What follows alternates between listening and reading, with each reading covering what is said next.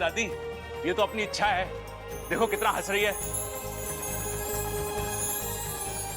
अरे इच्छा, तू इतनी जल्दी कैसे सूख गई?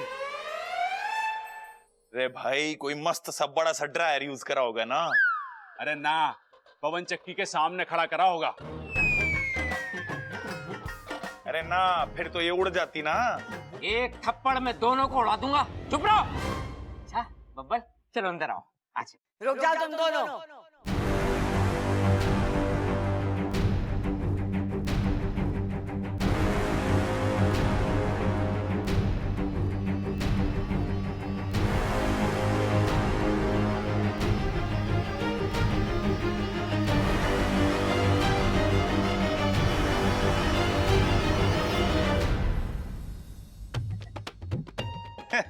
स्वागत है दादी, स्वागत है।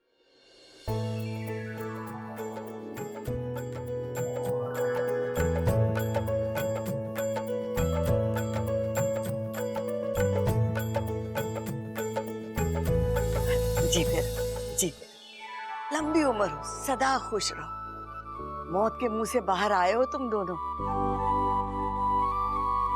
अब इन दोनों को पूजा घर में शिफ्ट करना पड़ेगा लगता है। चल अंदर चल। एक काम करते हैं, उसकी सफाई करेंगे पहले, फिर भगवान जी को हटा देंगे और इन दोनों को बिठा देंगे। ठीक है? चल तू मेरे साथ चल, मैं सफाई करूंगा।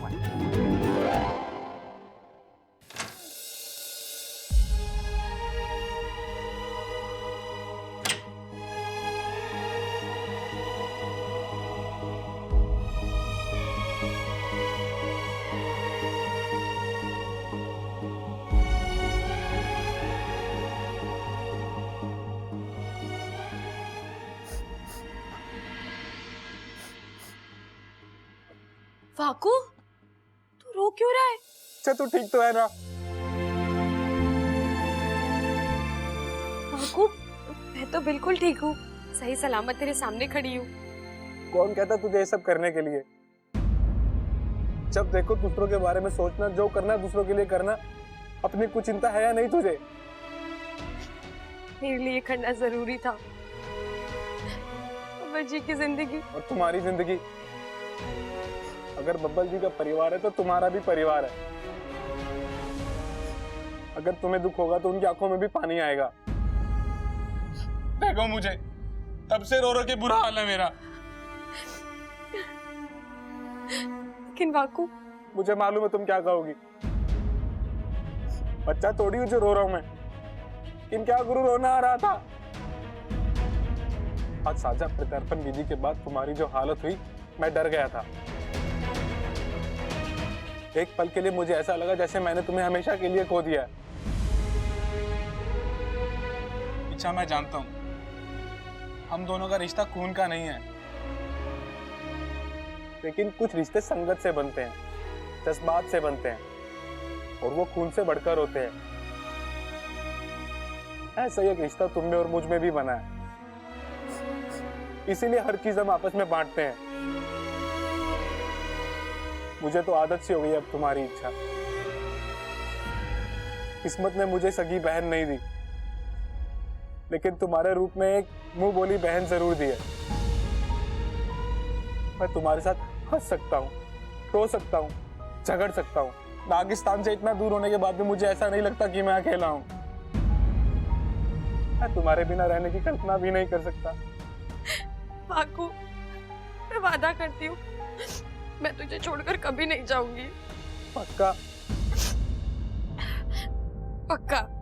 और फिर से ये पागलपन तो नहीं करोगी ना? अब ये कहना तो मुश्किल है। मैं जो भी करूं, जहां भी जाऊं, तुझे तंग करने जरूर आऊंगी।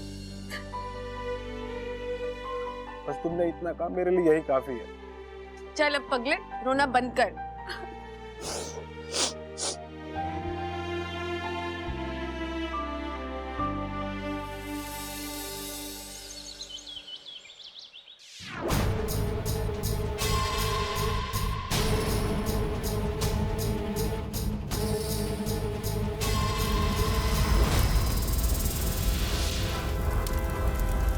आग लगा देता है मेरा जहर, खाक कर देता है सब कुछ। फिर वो इंसान बचा कैसे? कैसे?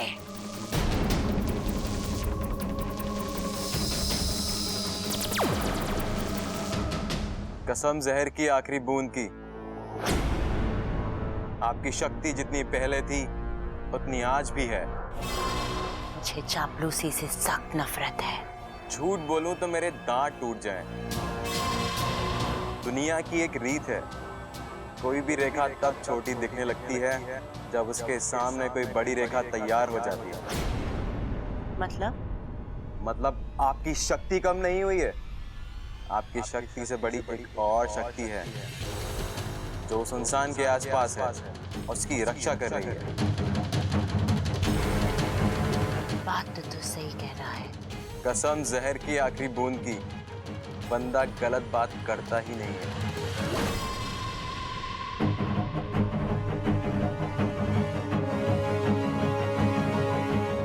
आखिर वो है कौन जो मेरे और मेरे बदले के बीच आने की कोशिश कर रहा है?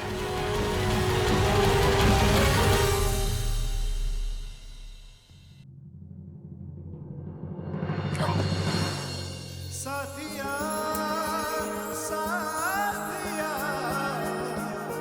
मेरे साथिया साथिया साथिया मेरे साथिया।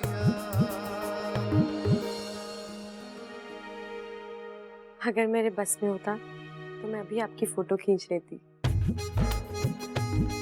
क्यों? बस ऐसे ही। नहीं बता मुझे, तो मेरी फोटो क्यों लेनी है? वो क्या है ना, कोई है जो हमारे लाख कहने पर भी शर्माने से मना कर रहे थे और आज वो खुद शर्मा रहे हैं। हट, मैं शर्मा नहीं रहा हूँ, वो तो बस सही। वो तो बस क्या? पता नहीं, अच्छा आज बहुत अजीब सा लग रहा है। ऐसा लग रहा है जैसे जैसे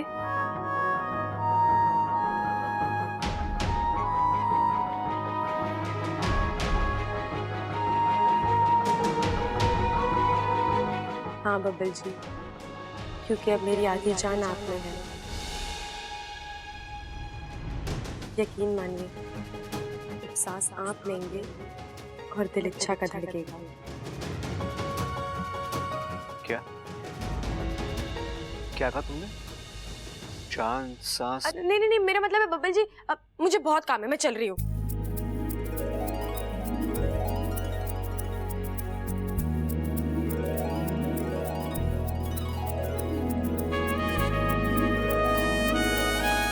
अजीब लड़की है ये, मेरे तो समझ गई बात।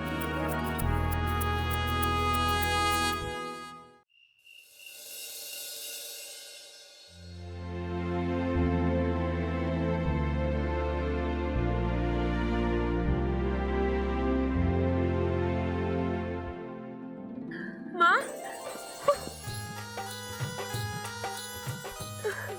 माँ भी अचानक? तुझसे मिले बिना रहा ही नहीं गया बेटा। तेरी बच्ची ने इतनी बड़ी परीक्षा पार की, तो उससे मिलकर उसे शाबाशी देना तो बनता है ना।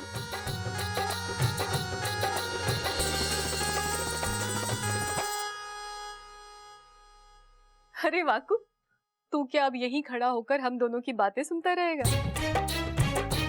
हम माँ बेटी की कुछ निजी बातें भी तो हो सकती है ना। जा यहाँ से।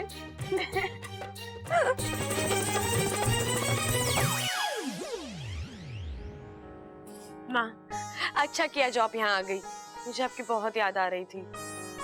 सच? क्यों माँ, आपको यकीन नहीं हो रहा? इच्छा तो जानती है, जान और दिल एक दूसरे से अलग होकर नहीं रह सकते बेटा। जहाँ जान होती है दिल भी वही होता है। माँ, इच्छा, मैं तेरी माँ हूँ, मैंने तुझे जन्म दिया है। तेरे आंखों की चमक का मतलब मुझसे बेहतर और कोई नहीं समझ सकता। इच्छा, तुझे समझना होगा बेटा, हम नाग हैं। हम इंसान को अपनी जान देकर उस पर एहसान तो कर सकते हैं, पर अपना दिल देकर उनसे प्यार नहीं कर सकते। माँ मैं जानती हूँ, लेकिन बेटा लेकिन की तो यहाँ कोई गुंजाइश ही नहीं है। तुझे अपनी भावनाओं को रोकना होगा, अब्बल से अलग होना होगा तुझे।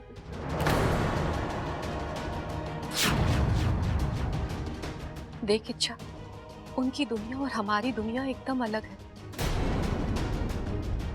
और एक नागिन और एक इंसान का रिश्ता इस जन्म में तो क्या किसी भी जन्म में संभव नहीं है बेटा।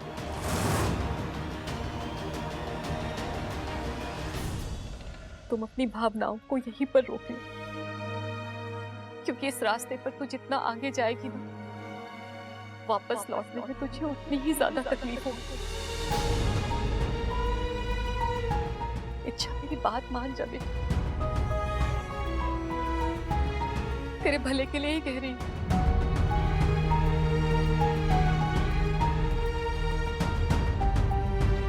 ठीक है माँ, मैं आपको वचन देती हूँ, मैं अपने आप को रोकूंगी, अब्बल जी से दूर रहूंगी और आपको फिर कभी शिकायत का मौका नहीं दूंगी।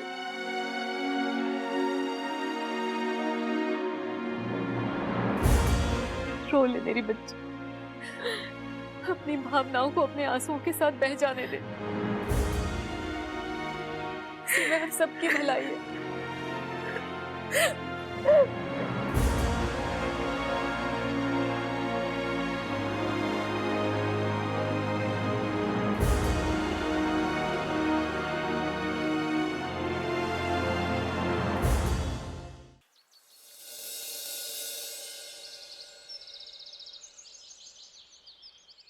चलो चलो चलो चलो आजा सबल। हाँ तुझे एक दाव पेच सिखाऊं। देख, सबसे पहले जब कुश्ती शुरू होवे ना, तो ऐसे पकड़ के कंधे से ये, और पहले उसकी आंख में देख, एकदम सामने वाले पहलवान की, फिर ऐसे घूम, जैसे उसकी आंख बचे और पकड़ दे। गलत सिखा रहा है, यूं सिखाया था मैंने तुझे। खड़ा हो रे छोरे, गर्दन पकड़। अच्छा हाँ चल उठ।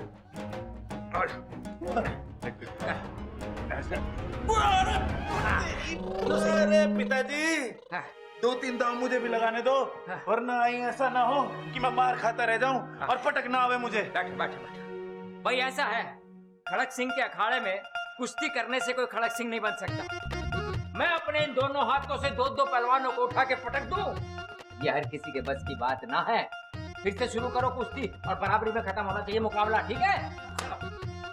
दादी छोरा, इन पटाखों को तू घर से बाहर फेंका।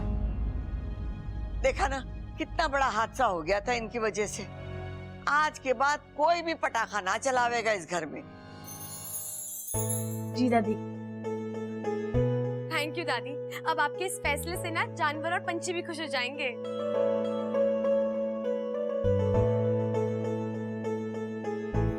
और एक नागिन और एक इंसान का रिश्ता इस जन्म में तो क्या किसी भी जन्म में संभव नहीं है बेटा।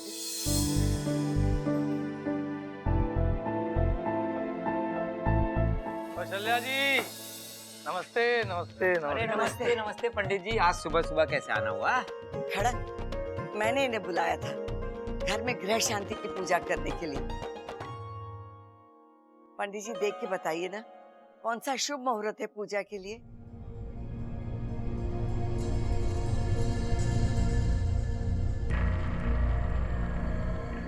कौशल्या जी, अगर आप बुरा न माने तो एक बात को।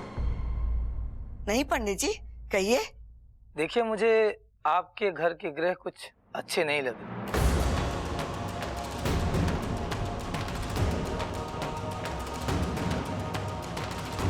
किसी बहुत बड़े संकट के आने की संभावना है। अरे नहीं पंडित जी, वो पड़ोस वाली संभावना को पूजा में ना बुलाएंगे, बड़ी नक चढ़ी है। अरे हाँ पंडित जी, हम दोनों स्मार्ट लोंडो को बेवकूफ कह रही थी वो। शैल्या जी, फिलहाल आपके घर पे बुराई का घनघोर छाया है।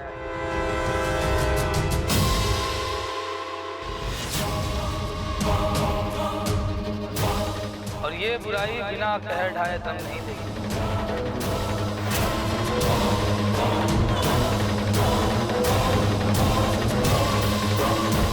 देखिए, मेरा काम था आपको चेतावनी देना, मैंने वो कर दिया। बाकी का काम आपको बाद में बता दूँ। या मिल नमस्ते नमस्ते नमस्ते। आशु, पंडित की बातों पे ध्यान मत दो, ये अगरबत्ती करता रहता है। जी नमस्ते।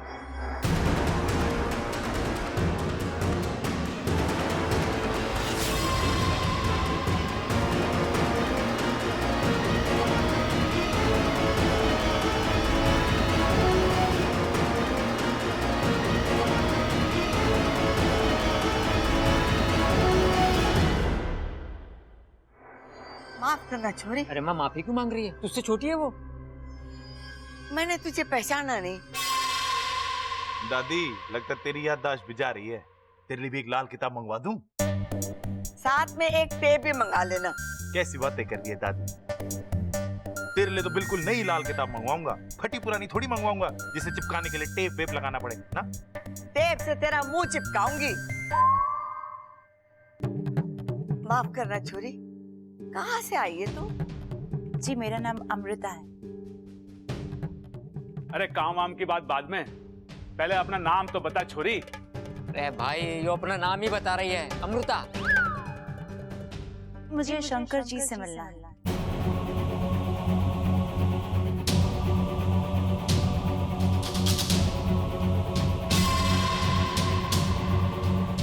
शंकर? कौन शंकर? अरे दादी, ये शंकर जी पे दूध चढ़ाने के लिए आई होगी। नुक्कड़ वाला मंदिर बंद होगा, इसीलिए हमारे मंदिर में दूध चढ़ाने आई होंगी आप, है ना जी?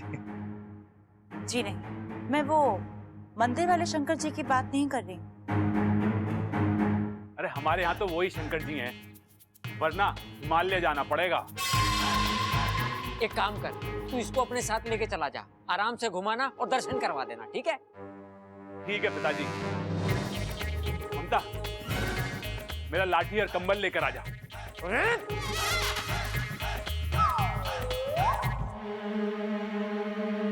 छोरी, तू किस शंकर की बात कर रही है?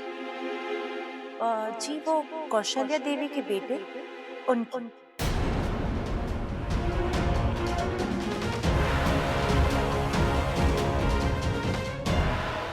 तू शंकर को कैसे जानती है?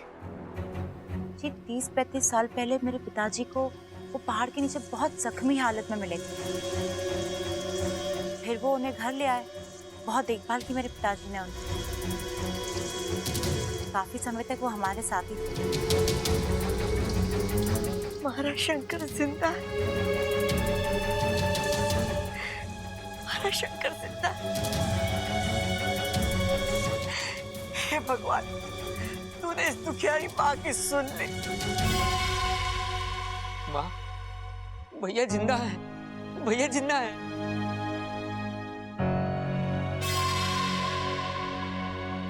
लेकिन अब कहाँ है जेठ जी? छोरी जी वो यहाँ नहीं आए। 2-3 साल पहले तो यही बोल के निकले थे कि वो अपने घर जा रहे हैं। मुझे लगा यहीं आए होंगे। अच्छा रे, शंकर तो यहाँ ना आए। लेकिन दादी अच्छा है, उनकी सलामती की खबर तो आ गई। अब शंकर ताऊजी भी जल्दी आ जाएंगे। जी याद आया, वो ये बोल के निकले थे कि वो घर आने से पहले कोई काम निपटा के ही घर आएंगे। हो सकता है कि वो काम करने गए हों। कैसा काम? जी वो तो उन्होंने मुझे नहीं बताया।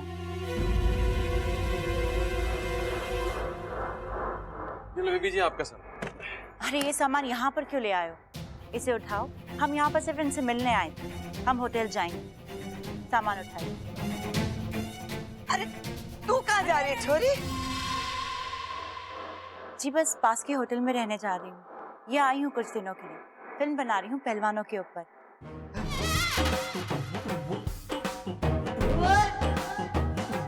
शंकर अंकल हमेशा कहते थे कि हमारा गांव पहलवानों के लिए मशहूर है, तो सोचा यहाँ पर आके कुछ रिसर्च कर लेती हूँ और शंकर अंकल से भी मिल लेती हूँ। हाँ, सिर्फ पहलवानी के लिए ना है, मेहमान नवाजी के लिए भी बहुत मशहूर है। हाँ जी, शहर में किसी के भी घर चले जाइए आप, वो आपकी बहुत अच्छे से मेहमान नवाजी करेगा। और तू क्या करेगा? छोड़ आऊंगा इसको किसी के घर। अरे चुप कर, ये यही रहेगी।